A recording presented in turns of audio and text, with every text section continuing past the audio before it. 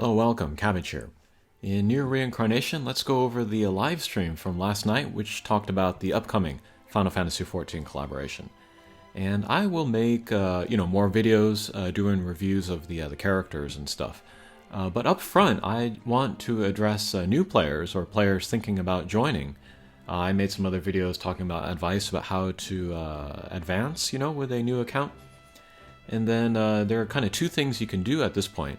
One is to start today and then do the reset marathon for a top tier attacker, and then use that top tier attacker to go through all of the story quests and whatever, and then build up gems, and then blow all the gems on the Final Fantasy XIV banner.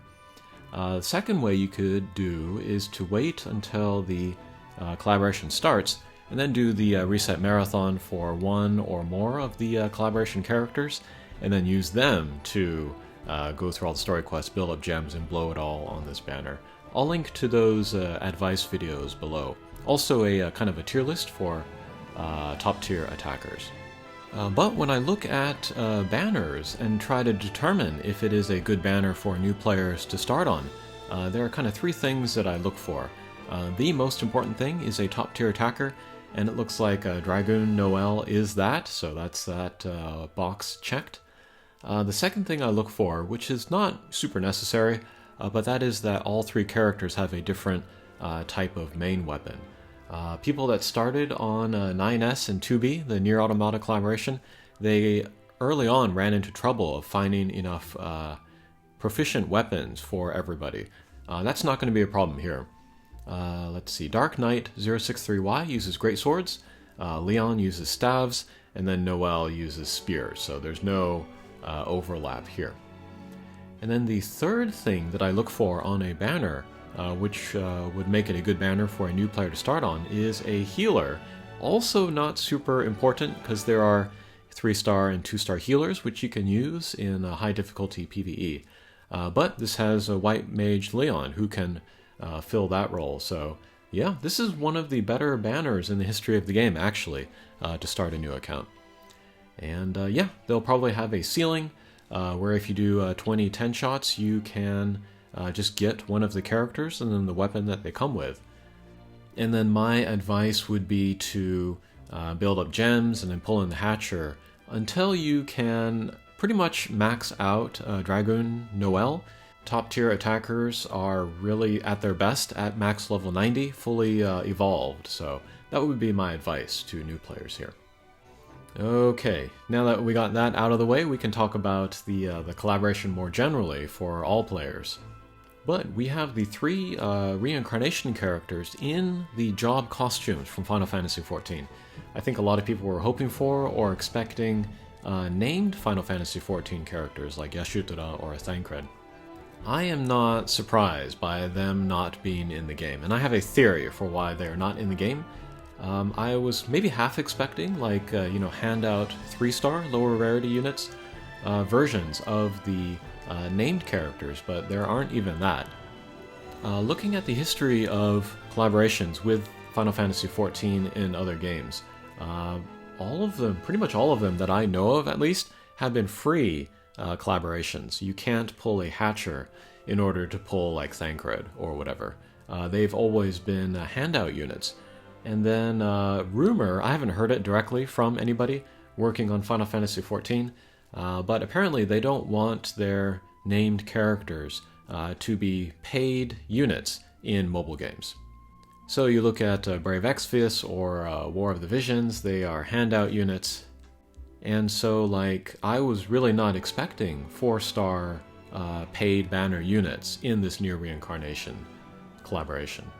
I was more expecting costumes, Reincarnation original characters in the costumes, and that's what we have here. The lack of handout units is a little surprising, but my theory for why they are not in the game is because they would be too expensive to implement. And Nier Reincarnation is not a game rolling in the revenue. It was probably expensive even to get what they got here. But to get the licensed characters, the copyrighted characters, and then the voice actors, that would be probably a bridge too far for this little game. So I think that's why they are not in here. I'm disappointed. I would have loved to have used Thancred and Yashutura in this world, see how they're represented, or like, new costumes for them, and then also to listen to their very good voice actors, but we'll just have to settle for the costumes here. And then I made a community post where I posted what I saw on Japanese Twitter. People aren't too broken up about the lack of the named characters. They are more excited about these costumes here. And we can have a closer look at the costumes here. Based on Japanese Twitter, the most popular is White Mage Leon. Maybe I'll do a video in the future explaining why he's so popular. He might be the most popular Nier Reincarnation character. And then we have Dragoon, Noelle. She was maybe the least popular based on Twitter, which is a little surprising because usually it's the female characters that are the most popular in mobile games. And then we have Dark Knight 063Y, who was the second most popular. People were saying that he looks cool. But I am also a fan of Leon, so I might want to pull until I get him. What I might do is that I will spend all the gems that I save up. It's going to be a long collaboration, over a month, so we should be able to save up and then use a lot. I might pull until I get a drop of Leon in 063Y and then stop there. I can live without Noelle, but the other two I want very much. And then to talk about their jobs, Leon, he's a white mage, so he will heal. And then Dragoon, Noelle, looks like a damage dealer, top tier attacker. And then Dark Knight 063Y, faithful to Final Fantasy XIV, looks like more of a tank character. And then somebody collected the weapon skills, but White Mage Leon, the staff will be light element. It's named Tyrus, I believe. It has a 10% party heal, and will also heal one status effect, and then another attacking weapon skill, 4 hits, 35% each, and then defense up, 30 for 30. Noelle will be equipped with a light element spear, Gabolg. Let's see, first weapon skill, 5 hits, 50% multiplier. Will raise the CT gauge fill rate by 20%, that's pretty good. And then 4 hits, 45% each, attack up, 30 for 30. And then finally, Dark Knight 063Y will come with the Shadowbringer, Dark Element Greatsword. It has a provoke, 5 hits, 35% each. Let's see, only 1 turn long provoke. But this is only the second provoke on a weapon after the water spear, the Blackhorn water spear. And then reduce damage by 10% for 3 hits. 1 turn is not super long if you've used Christmas Leon. I don't know if he has a character skill, which has a provoke as well. If his character skill is not a provoke, I would actually be hesitant to call him a tank character. And then second weapon skill, 3 hits, 50% each, attack up, 30 for 30. So interesting, he might be a balance of attack and then tank. Alright, and then we can talk about handout stuff. One will be a companion of Moogle, that's cool. This will be a light element, will heal your party. And then other handout stuff during the collaboration will be 6,000 gems. I think 3,000 up front, and then 3,000 from logins. And then a Lavender Cube, and then a 4-star guaranteed Hatcher ticket, a Black Pearl, and then I think this is new for a collaboration, but 10 books. This is very cool. And yeah, I always like to save for the Nier Day Hatcher, but since they're handing out books here, maybe I can comfortably skip that and spend it all on the Hatcher instead. I was going to skip the Hatcher if it was, paid versions of Yashutura and Thancred. But I'm more excited about these costumes, partly because, I just enjoy the original characters from this game, but also because of slabs. I already have Leon and then 063Y pretty slabbed up, so they'll be even more powerful if I get them. I don't need to start from zero from all new characters.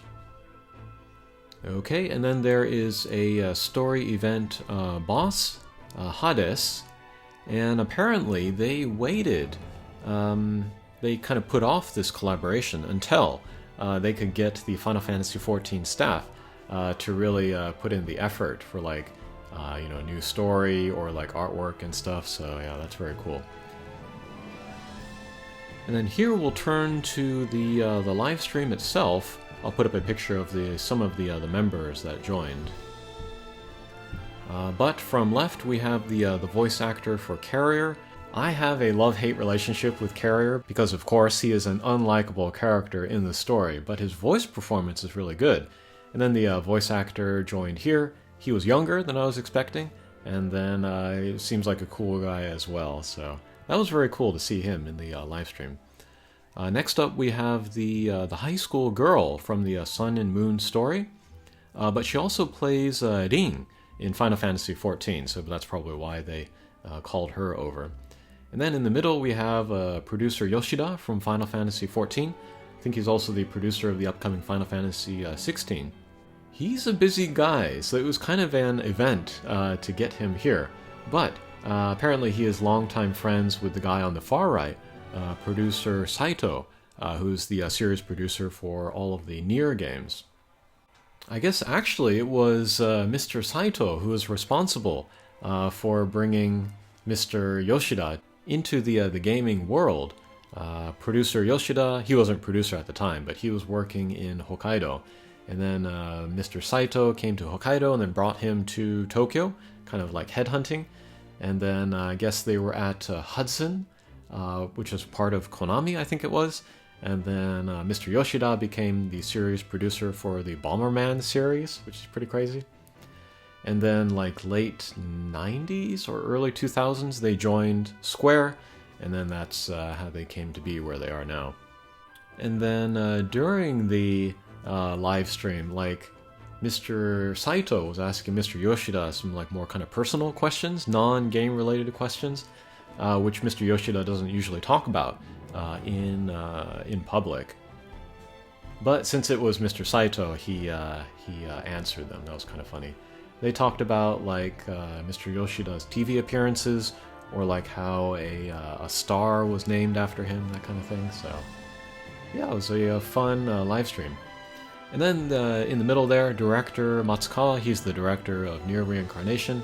He said he was very nervous to be sitting between two legends in the game business.